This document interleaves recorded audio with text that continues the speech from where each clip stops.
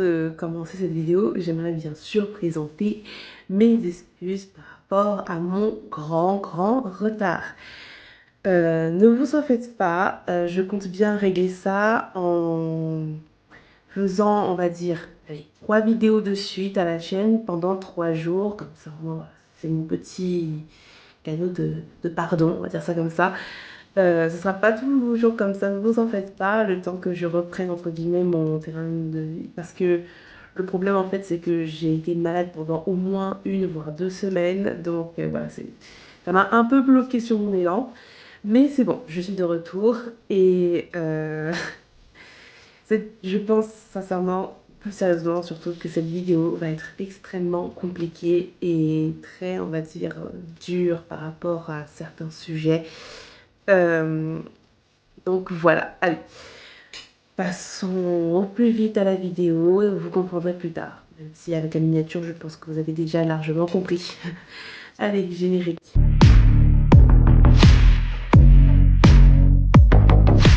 Né le 2 septembre 1493, ayant 29 ans au début de l'histoire, puis 31 à la fin de l'ellipse, appelée impératrice pirate, reine d'Amazonie et plein d'autres noms attitrés, Bois Hancock est une femme, que dis-je, la plus belle femme numéro 1 du monde de One Piece.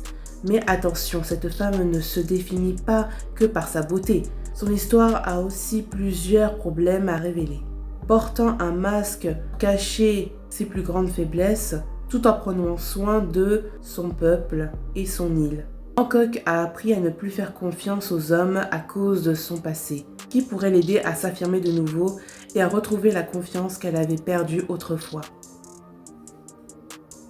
Alors, j'aurais quelque chose à vous avouer. J'apprécie énormément Bois Hancock.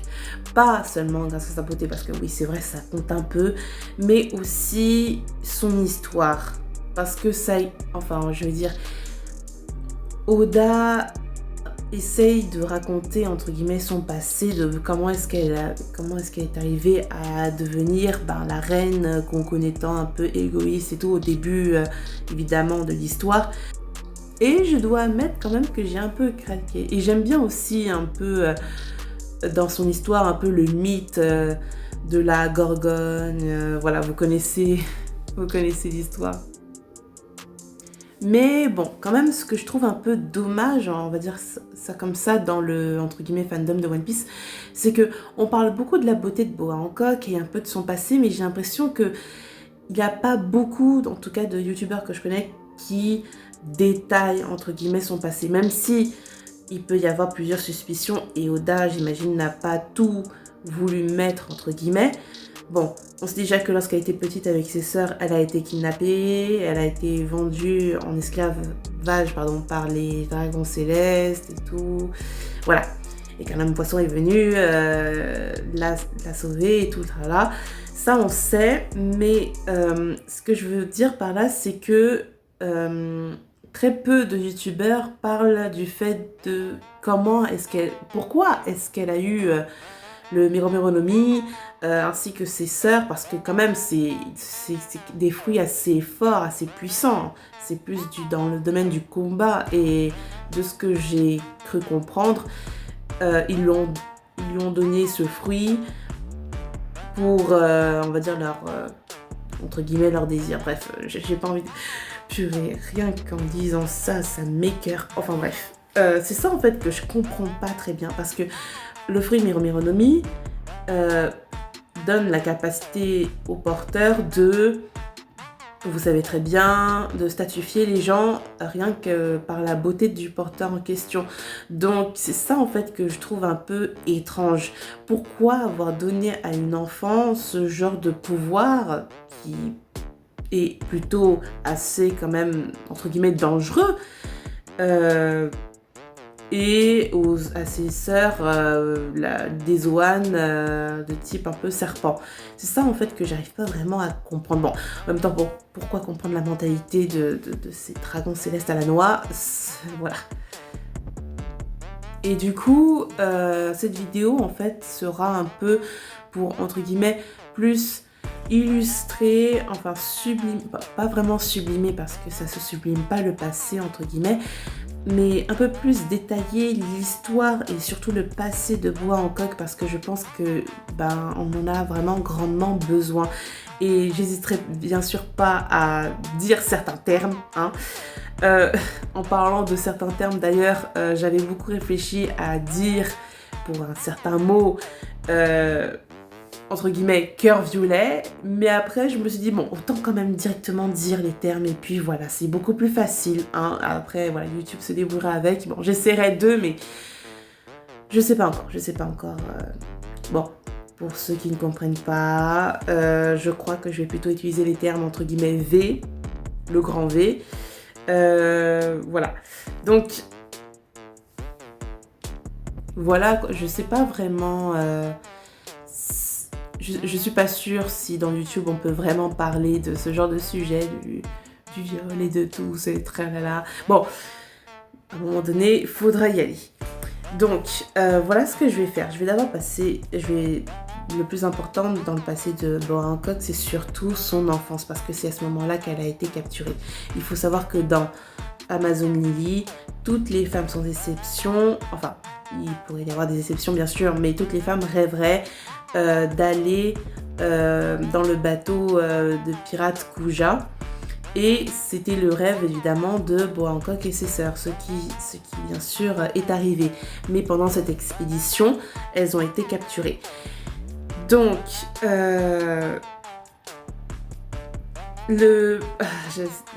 j'arrive vraiment pas, en fait, j'y arrive pas. J'essaye vraiment de comprendre pourquoi ils ont donné ces fruits à ces gamins. Franchement, il y avait pas. Le pire dans tout ça, c'est que on sent vraiment que Boa Hancock a été extrêmement marqué et surtout après ce traumatisme, déteste les hommes. Elle s'est mise à détester les hommes. Déjà que dans l'île d'Amazon Lily, les hommes sont interdits. Alors là, ça va encore plus, enfin, le traumatisme qu'elle a subi va encore plus, on va dire, agrandir cette haine des hommes. Et on peut dire pourquoi, entre guillemets, elle aurait sans doute peut-être pu subir des atrocités comme le viol, par exemple. Bah oui, puisque apparemment, bon, certains dragons célestes sont plutôt, on va dire, attirés par certaines sirènes et tout. On ne sait pas vraiment comment ils gèrent leur délire de fiançailles et tout, mais on va dire que voilà quoi, ils se rasent pas l'œil quand il s'agit de esclaves féminines, hein, clairement pas. Dès qu'ils font leur petite boutique, voilà, vous avez compris, sur certaines îles, voilà quoi, dès qu'ils croisent une fille, elle se dit oh ben tiens vas-y je vais te prendre comme esclave, bon, esclave entre guillemets, vous avez compris, sexuel. Bon bref, je sais que vous avez compris, hein, vous êtes intelligent, je parle pas à des gamins quand même. Je sais très bien que mon ambiance est entre 25 et dans la trentaine, donc vous avez largement compris. Et c'est vraiment, vraiment écœurant ce que je viens de constater, et je peux comprendre que Eiichiro Oda, enfin, que dis-je, maître Eiichiro Oda, ne veuille pas aller dans les détails de son passé parce que on peut très vite comprendre qu'elle a subi d'innombrables, on va dire, traumatismes de viol, de violences sexuelles, des choses dont j'ai vraiment du mal à parler parce que figurez-vous quand même que je fais un peu partie de ce genre de victime et je ne vais pas m'attarder sur ma vie, j'ai pas très envie, surtout pas sur internet. Donc voilà. Et je trouve ça en fait à la fois drôle et vraiment trop bizarre à la fois que le premier homme entre guillemets dont elle tombe amoureuse ce soit Luffy. C'est à la fois mignon et en même temps je dis doucement Sorette, doucement, fais doucement. Pourquoi? Parce que lorsqu'elle tombe pour la première fois amoureuse de Luffy, n'oubliez pas que Luffy a 17 ans, alerte mineur, il est mineur. Donc fais attention, t'avais 29 ans et il avait 17 ans, donc attention quand même, faut faire attention. Et ce qui est aussi un peu marrant aussi apparemment, c'est que c'est totalement normal parce que Boa Hancock a aussi été inspiré de Thomas Hancock, le créateur de... comment on appelle ça, du caoutchouc. Donc voilà, vous avez fini par comprendre, hein, Luffy a le fruit entre guillemets du caoutchouc et Boa en coque, Thomas en coque, caoutchouc, vous avez compris, voilà. Donc personnellement, je fais partie des fans qui apprécient beaucoup le couple Boa Hancock, même si je commence à avoir peur que ça ne se réalisera jamais. Mais j'aimerais vraiment que ce soit, on va dire, décrété. Le problème avec Luffy, c'est que voilà, il est trop naïf et tout. Bref, vous avez compris la mentalité de Luffy, hein. Il va pas par quatre chemins. Parfois même, je me demande s'il n'est pas, entre guillemets, asexuel. Bon, c'est ma mentalité. Je pense qu'il est peut-être asexuel dans le sens où il ne ressent ni ça sur un homme, ni ça sur une femme. Donc, il n'est pas intéressé, en tout cas, par ce genre de choses. Clairement pas. Et au début de l'histoire, lorsqu'on le voit, entre guillemets, réagir, entre guillemets, au corps de Nami, en fait, c'est clairement du copie. Il copie des expressions de son meilleur pote Usopp. Donc Usopp, s'il te plaît, fais attention, hein. Luffy est très innocent et en fait, il copie juste ses amis. Si ses amis font quelque chose, il fera aussi la même chose. C'est un vrai enfant. Luffy, il faut pas oublier que c'est un enfant dans sa tête. Il a peut-être 17 ans, voire 19 ans, mais ça reste quand même un enfant dans sa tête. Voilà. Il peut se montrer mature uniquement pendant les combats, mais voilà, il reste un enfant, c'est totalement normal. Il n'est pas attiré par ce genre de choses et j'ai envie de dire heureusement que son âme n'est pas attirée par ce genre de choses. Je comprends mieux pourquoi est-ce que Hancock est attiré par Luffy et l'apprécie autant. Bon, j'ai presque l'impression même que c'est une sorte de fanatique, mais c'est un autre sujet, encore une fois. Je ne vais pas parler, entre guillemets, de la maladie de Boa Hancock qui est genre oui la maladie de l'amour patati patata. J'aimerais faire pas cette année, peut-être une autre fois, une vidéo sur les îles. Bon bref, j'ai pas envie de... Oh purée, c'est trop tard, bon c'est trop tard. C'est un nouveau genre de vidéo que j'aimerais bien faire, donc dites-moi si ça vous plairait que je fasse pas forcément une sorte de iceberg, mais plutôt voilà, raconter entre guillemets l'histoire de certaines îles, et Amazon Lily bien sûr en fera partie. Bien sûr avec les connaissances que j'ai, hein, commencez pas à vouloir, voilà. Je trouve quand même que c'est une assez bonne initiative, une assez bonne idée, parce que comme ça pourra me permettre de faire mes propres théories à ma propre façon bien sûr. Donc voilà, c'est une idée comme ça, hein. Dites-moi dans les commentaires si ça vous plairait que je fasse une série pareille et voilà, j'y réfléchirai. Si on retourne à Boa Hancock, donc on peut faire littéralement un petit parallélisme à notre monde. J'ai pas envie d'employer le terme de l'esclavage, enfin toute cette thématique d'esclavage et tout, j'aimerais la consacrer à une autre prochaine vidéo. Là, cette vidéo-là est seulement consacrée à tout ce qui est, on va dire, violence sexuelle et viol en général. Que ce soit bien sûr sur un homme ou sur une femme, parce que oui, la majorité des viols sont faites sur des femmes, mais il y a aussi des hommes qui ont été malheureusement, qui peuvent être violés, ça c'est sûr, par, je sais pas, par un membre de la famille tout simplement, que ce soit par une partie, on va dire, paternelle comme maternelle, que ce soit une tante ou un oncle, et oui, les hommes apparemment, bref, voilà, ou même par une simple inconnue, hein, à un jeune âge, voilà, par votre maîtresse ou autre. Il y a plein d'histoires comme ça qui, dans notre monde, qui y fait allusion. Donc voilà, hein, on va pas jouer les aveugles.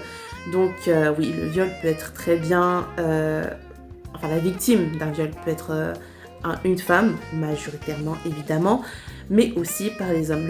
Ce qui est compliqué, hélas, pour les hommes, c'est que en fait, le truc, c'est que voilà, ils ont le truc d'homme qui est, voilà quoi, d'être fier et tout. Et en général, lorsque un homme dit qu'il a été, entre guillemets, violé, enfin, il pense à être violé alors que c'est totalement ça, en fait, il a été violé.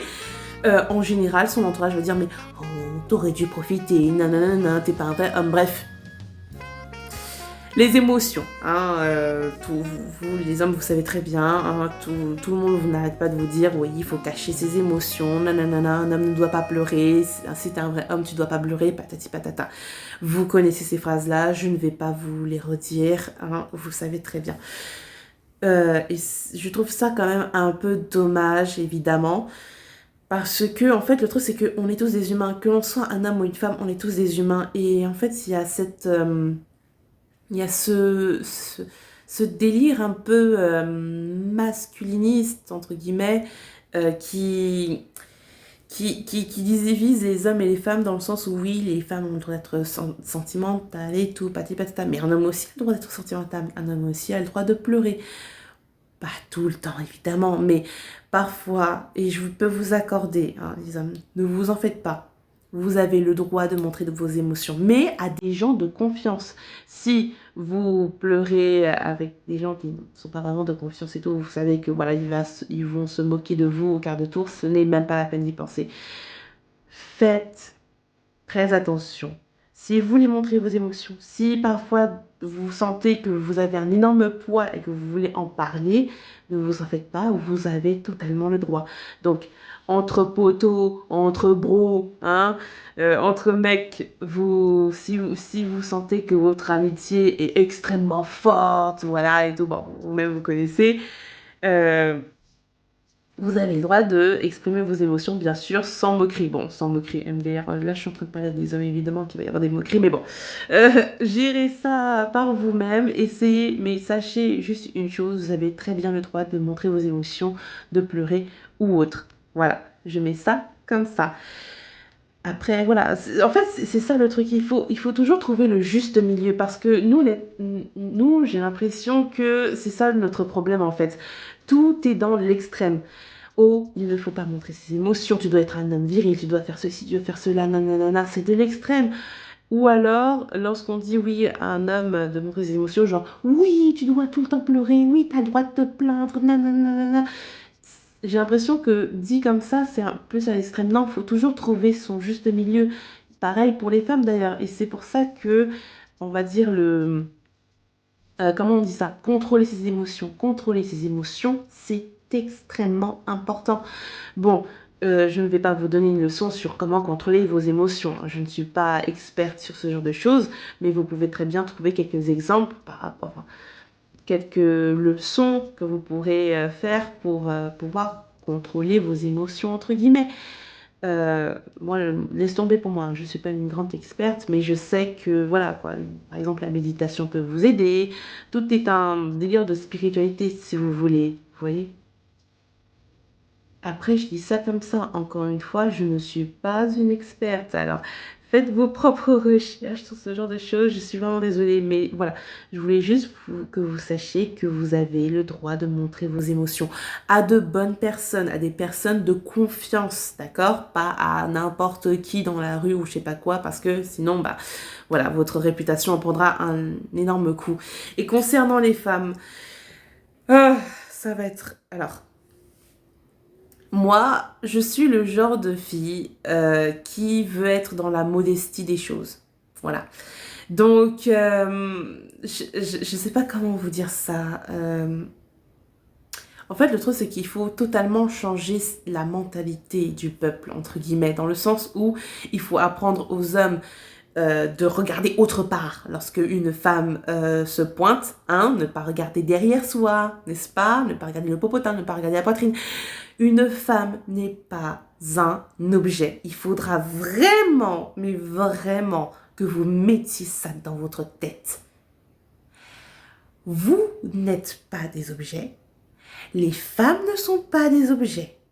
On est esclave de personne. Nous sommes des êtres humains civilisés, n'est-ce pas? La seule différence qu'on a, c'est que vous êtes des hommes, donc vous avez plus de musculature, vous avez plus de muscles que nous. Et nous sommes des femmes. La mentalité n'a rien à voir là-dedans, parce qu'on a la même mentalité.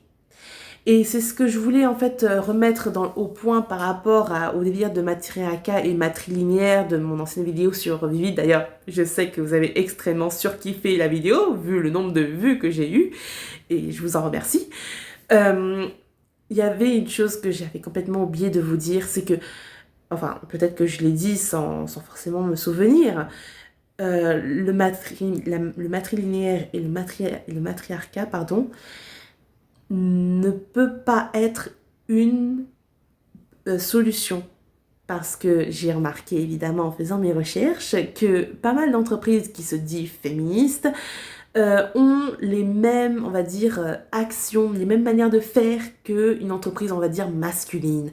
Donc, que ce soit une fille qui prenne le pouvoir ou un homme qui prend le pouvoir, en général, surtout dans une entreprise, ça ne sera pas... Enfin, ça sera la même chose. Voilà, ça sera la même chose, clairement. Hein. Évidemment, lorsque l'argent se met à table, là, c'est tout autre chose. Une femme peut très bien être encore plus égoïste qu'un homme. Et inversement, on est des êtres humains, on peut faire le bien et le mal, souvenez-vous, hein, oui, il existe les démons, oui, il existe les anges, patati patata, mais nous sommes des êtres humains, on est l'entre-deux, on peut faire énormément de mal, comme on peut faire énormément de bien. Il faut juste trouver le juste milieu, et en fait, dans la vie, c'est ça, c'est juste le juste milieu. Il faut le juste milieu, le respect de soi, le respect des autres, c'est comme ça que est censé, je dis bien censé, fonctionner dans la sociabilité, dans le peuple en général, bref. Vous avez compris. Mais bien sûr, étant donné que nous sommes dans un monde où on est extrêmement égoïste et méchant et crédule, forcément, voilà, il y arrive plusieurs choses. Et en fait, bon, je voulais en venir à notre monde. Pourquoi? Parce que vous savez très bien, vous êtes sûrement au courant, évidemment, de l'affaire Gisèle Pelicot, pardon.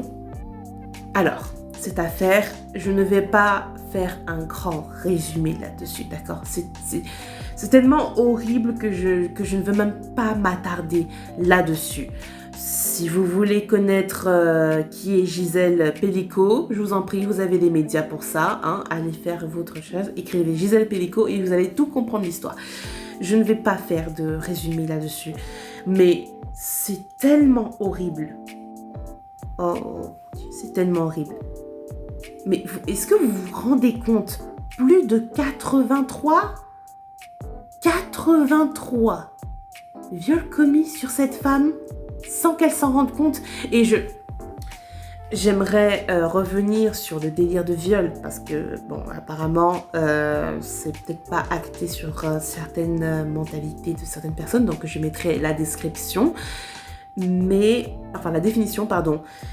Il faut savoir qu'un viol, c'est avant tout un acte sexuel dont la victime ne veut pas. Un acte sexuel forcé. Il faut un consentement. S'il n'y a pas de consentement, c'est du viol. D'accord? Donc, en tant que victime, si vous sentez que vous ne vouliez pas cette action sexuelle, vous vous êtes fait violer. Point. Que vous soyez un homme ou une femme, que vous soyez en plein doute de l'action que vous êtes en train de faire, peut-être que vous avez été violé, voire même vous avez sûrement été violé. Et franchement, premièrement, hein, un viol, c'est pas seulement genre on te kidnappe dans la rue et on te fait des magouilles et c'est bon, ou alors c'est dans les boîtes de nuit, patata. Un viol, ça peut être de n'importe où. La preuve en est, Gisèle Pelicot, elle a été violée littéralement dans sa maison. Dans sa maison, avec des inconnus. 83. Est-ce que vous vous en rendez... Oh, c'est pas possible. Est-ce que vous vous en rendez compte? 83 hommes allant de la vingtaine jusqu'à la 70 ans, entre guillemets, 73 ans, je sais plus quel âge a le dernier, entre guillemets, vieux là. Mais, oh, c'est pas possible. Ça m'écoeure. Ça montre à quel point tout le monde, enfin, je dis pas tout le monde, mais une grande majorité de personnes peuvent être des inconnus, comme ça. Enfin, une grande majorité de personnes inconnues peuvent être un violeur. Que ce soit un jeune étudiant, que ce soit, je sais pas, votre votre professeur, votre voisin, les gens du quartier en général. Combien de fois vous marchez et vous croisez des gens et vous savez peut-être même pas que c'est un violeur. Est-ce que vous vous en rendez compte? 83! 83! Je n'ai pas les noms de ces personnes parce que je crois qu'il y en a au moins 27 qui ont été reconnus et il en manque encore une bonne... voilà. Donc, je vous mettrai des vidéos, certaines vidéos dans la description pour que vous compreniez un peu le gros problème que Gisèle a eu. Parce que franchement, Bref, c'est pour ça que je dis que cette vidéo va être vraiment horrible parce que je n'ai vraiment pas envie de parler de ce genre de sujet et ça m'écoeure. Franchement, ça m'écoeure. Ça montre à quel point l'être humain, c'est le pire de tout ça. Il y a des jours parfois où j'ai vraiment honte d'être humaine. Bon bref, je parle pas de moi. Je ne parle pas de moi. C'est vrai qu'il y a des jours où j'ai honte d'être humaine, mais là quand même c'est abusé. Franchement c'est abusé. Et devinez quoi, tout a été évidemment orchestré par son mari. Comme quoi. Franchement, le respect. On veut juste un minimum de respect. Et ça va dans les deux sens. Vous voulez en tant qu'homme qu'on vous respecte. D'accord. Bah, commencez d'abord à respecter les femmes. Et les femmes, pareil, respectons les hommes. Et j'entends déjà les grandes féministes qui disent que « Oh, on n'a pas besoin d'hommes », c'est faux. C'est totalement faux. Une femme a besoin d'un homme, un homme a besoin d'une femme. Et inversement. Bref, vous avez compris. Hein, voilà. On a besoin l'un des autres. Et pour ça, il faut de la confiance. Il faut aussi du respect envers ces deux sexes. Vraiment, la guerre entre hommes et femmes, franchement, j'aime pas cette guerre-là parce que c'est tellement stupide. On est tous les deux pareils. La seule différence, c'est notre sexualité et notre puissance. Enfin, notre force, si vous voulez. Donc, franchement, il faut vraiment que vous vous mettiez en tête, s'il vous plaît. Il faut vraiment que vous changiez, que votre mentalité là change, par pitié. En tant que femme, nous ne sommes pas des outils. D'accord? Nous ne sommes pas des objets. Si vous avez un problème entre vos jambes, trouvez une autre solution. Mais n'allez pas nous voir. Nous ne sommes pas des outils. D'accord? Il y a certes des femmes qui sont faites pour ça et qui... Voilà. Les femmes de joie, c'est leur travail et tout. Il n'y aurait peut-être pas de problème. Voilà. Si vous voulez, allez voir une femme de joie. Mais n'allez pas violer les petites sœurs de votre voisin, de votre... Il y a eu une histoire... pas mal de gens du quartier connaissent, entre guillemets, cette histoire de une bande de mecs qui ont violé une fille et un des gars a voulu, en plus de ça c'était une fille voilée, un des gars a voulu voir en dessous, enlever le voile et en fait il a aperçu que en fait c'était sa sœur et à ce moment-là il s'est instant. Il s'est voilà. Il s'est bon. Voilà.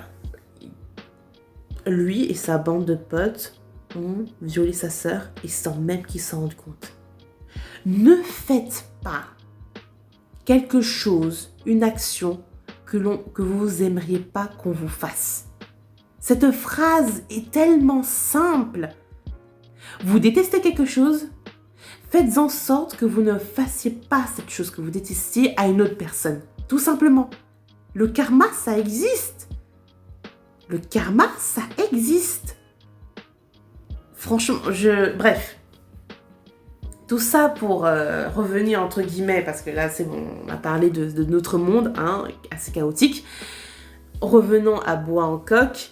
Je suis persuadée que vraiment pour haïr les hommes à ce point, parce qu'il y a des femmes hein, chez les dragons célestes. Il y a des femmes chez les dragons célestes.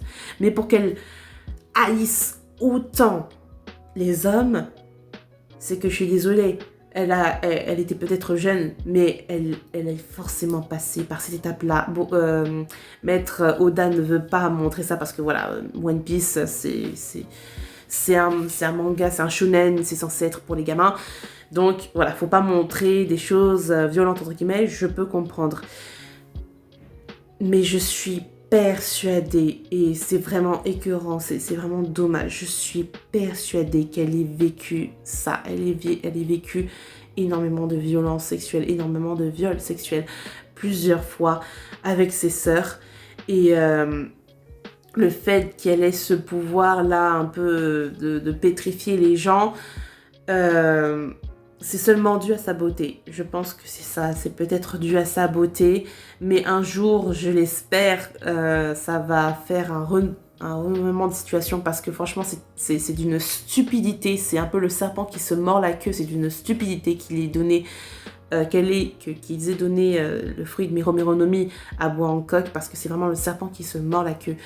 Après, peut-être, hein, je dis ça comme ça, peut-être comme le Gomu Gomu no Mi, donc le Ito Ito no Mi no modèle Nika, peut-être que Boa Hancock a, je dis ça comme ça, peut-être changé le nom de son fruit, parce qu'il ne faut pas quand même oublier qu'elle fait partie des 7 grands corsaires, enfin en tout cas elle faisait partie des 7 grands corsaires, et donc elle travaillait pour le gouvernement mondial, et c'est vraiment étrange que pendant toutes ces années, personne n'ait remarqué un petit délire avec son fruit, parce que si elle avait toujours gardé entre guillemets le nom de son fruit, je pense quand même que plusieurs recherches se seraient faites, et voilà. Il y aurait un petit truc du genre, mais attends une seconde, ce fruit ça me dit quelque chose et tout, et les dragons célestes voudraient peut-être entre guillemets récupérer son esclave, en sachant que contrairement aux hommes poissons, Boa Hancock garde toujours la marque de son esclavagisme sur son dos, comme ses sœurs. Donc à tout moment, et je dis bien à tout moment, son secret pourrait être révélé, et malheureusement elle pourrait peut-être retourner dans son délire d'esclavagisme. Tout ce qu'on sait en ce moment, attention spoil, attention spoil, bah oui, 1, 2, 3, 4, c'est bon, voilà. Tout ce qu'on sait en ce moment, c'est que son île a été totalement détruite à cause de Barbe Noire. Heureusement que Riley est venue la sauver, mais apparemment, voilà, elle n'est plus en sécurité sur son île. Il faut absolument qu'elle décarpisse de là parce que la marine peut encore revenir. Kobe était venu pour elle, mais bon, ça n'a pas suffi. Mais la marine peut très bien revenir sur l'île pour capturer Boa Hancock. Et à ce moment-là, il va falloir vraiment qu'elle trouve un moyen de s'échapper. Moi, j'aimerais bien qu'elle rejoigne la flotte de Luffy. Je dis ça comme ça, franchement j'aime trop ce couple, même si c'est un peu chelou, genre oui, Luffy a 17 ans et elle 29 ans, bon maintenant il a 19, ça peut aller, Dieu merci, ça peut aller. J'aime bien ce couple, je crois que c'est même mon couple préféré de One Piece, donc voilà. Cette vidéo a peut-être été un peu trop longue, et d'ailleurs j'ai même beaucoup parlé. Donc voilà, c'était tout, voilà, je voulais juste parler de ça, hein, et de cette petite histoire, de ce passé, entre guillemets, de Boa Hancock. C'était mes petites analyses, entre guillemets, même si je pense que tout le monde avait à peu près compris ce qui lui était arrivé. Donc voilà, c'est la fin de la vidéo. J'espère que vous avez apprécié, même si c'était assez compliqué, je peux le comprendre. Donc voilà, je reviendrai avec d'autres vidéos, ne vous en faites pas, hein. Les 3 vidéos de suite vont se faire, et je suis encore désolée pour mon grand retard. Encore une fois, j'étais extrêmement malade pendant 1 semaine, donc imaginez même, je ne vous laisse pas imaginer les cours, comment j'ai fait pour... bref, c'était extrêmement fatigant, c'est tout ce que je peux vous dire. Donc voilà, j'espère que vous avez aimé la vidéo. Donc voilà, n'hésitez pas à vous abonner évidemment. C'était SF Jackals. Bye bye!